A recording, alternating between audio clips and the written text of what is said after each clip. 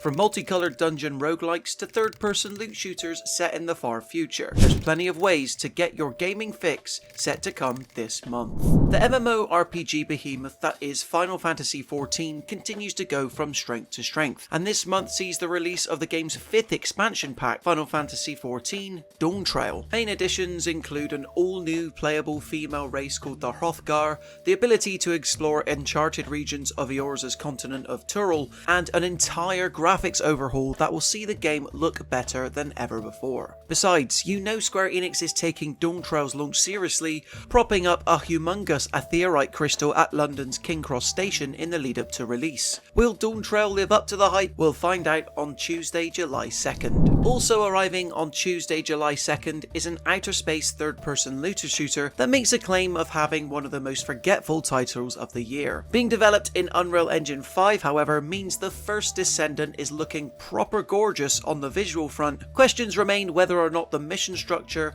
lootable weapons, and different classes will offer up the level of variety needed to keep an online PvE game like this alive. That said, if you want to take down big alien bosses with friends, as a free-to-play game, the first Descendant looks set to have you covered. Most open-world survival games on PC are a dime a dozen. This makes it incredibly tough for new entries in this particular subgenre to stand out. Well, Once Human launches on PC this upcoming Tuesday, July 9th, bringing with it an intriguingly atmospheric and mysterious take on the post-apocalypse that could see it do just that. You and friends will be forced to survive the wilderness against various nightmarish monsters, building up new camps and customizing your weapon set to try and survive long enough to discover the truth of what happened. Simply put, despite being cut from the same genre cloth, Once Human is about as far from Palworld as you can get. Hotline Miami, but played out from a first-person perspective, is the oddly appealing pitch behind the fast and frenetic Angerfoot, coming to PC on Thursday, July 11th. Your job is to kick down doors and take out the enemies in each room as quickly and efficiently as possible, being careful to avoid their fire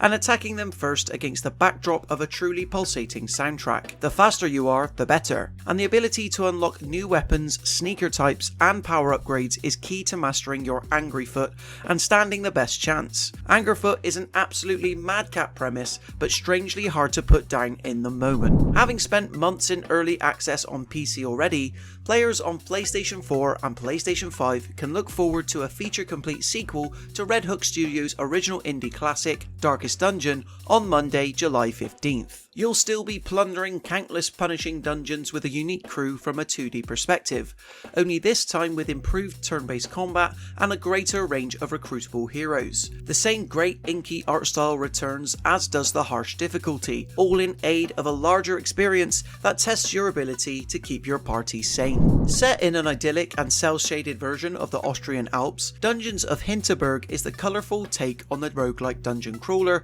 with a good mix of relationship management thrown in. You'll get to know the people of Hinterberg in between brave expeditions, learning new tricks and acquiring useful gear that will better help you in battle. Dungeons themselves look to contain a good mix of combat but also puzzles, challenging players' brains just as much as their brawn. Coming to PC and Xbox Series X/S on Thursday, July 18th, Dungeons of Hinterberg is easily one of the most unique looking titles set to release this month. Developed by the same studio that brought us Ashen, A4 Games is again leaning into its penchant for Souls-likes in Flintlock: The Siege of Dawn, set to arrive on Thursday, July 18th. Players take on the role of a soldier who, alongside a cute fox-like companion, embarks on a mission to take down the gods. That's no easy feat, but thankfully Flintlock: The Siege of Dawn places a suite of melee weapons, guns, and magical powers at your disposal to help you get the job done. It could be the most epic battle against the gods since God of War Ragnarok, aiming for large-scale bouts in the hopes to be memorable. Simultaneously mixing in aspects of both action and strategy, Kunitsugami: Path of the Goddess takes heavy inspiration from ancient Japanese history,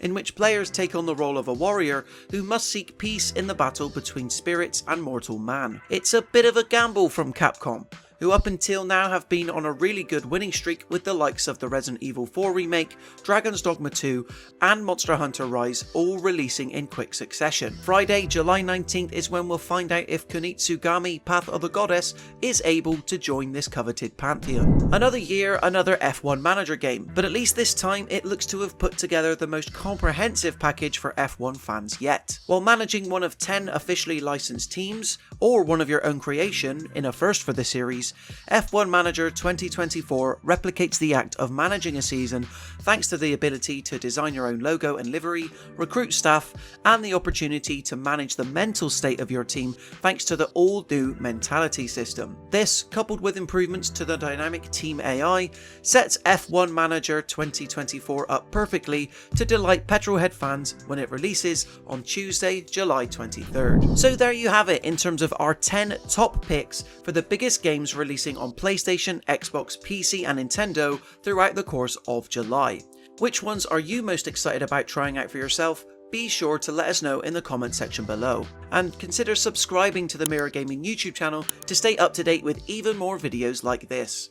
Until next time, thank you so much for watching and we'll see you in the next one.